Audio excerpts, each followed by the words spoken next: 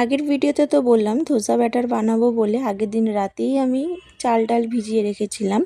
তো সেটা সকালে উঠে আগে পেস্ট করে নিয়েছি। তারপর এটাকে একটু ফেটিয়ে আমি আবার 12 ঘন্টা এটাকে ফার্মেন্ট হতে ছেড়ে দিয়েছি। আর এই যে 12 ঘন্টা পর ব্যাটারটা ফার্মেন্ট হয়ে কিন্তু ধোসা বানানোর জন্য একদম রেডি। আর মশলা ধোসা বানাবো তাই আলুর স্টাফিংটাও আমি রেডি করে নিয়েছি। আর কলকাতায় থাকাকালীন না আমার ধোসা খেতে খুব একটা ভালো লাগতো না, আর যদিও মাঝে মধ্যে খেতাম তাহলেও সেটা প্লেন ধোসা, মশলা ধোসা অতটা ভালো লাগতো না। তবে ব্যাঙ্গালোরে আসার পর আমার মশলা ধোসা খেতে খুবই ভালো লাগে। আর এই যে কথা বলতে বলতে আমার একটা মশলা ধোসা বানানো কমপ্লিট হয়ে গেছে।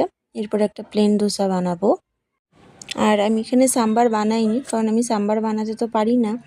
আর এখন দেখে ইউটিউব দেখে বানাতে গেলে অনেকটা টাইমও লেগে যাবে। আর প্রথম না ধোসাগুলো এরকম গোল গোল বানাতেও পারতাম না, আর চাটু থেকেও উঠতো না, অনেক সময় চাটুতে লেগে যেত, ফেটে যেত। তবে ওর থেকেই আমি ধোসা বানানোটা শিখেছি, আর তারপর থেকেই আমার ধোসাটা খুব স্মুথলি উঠে আসে চাটু থেকে, বেশি কষ্টও করতে হয় না। আর এই যে এখানে একটা মশলা ধোসার একটা প্লেন ধোসা বানানো হয়ে গেল, আর কোকোনাট চাটনি দিয়ে এটা সার্ভ করব।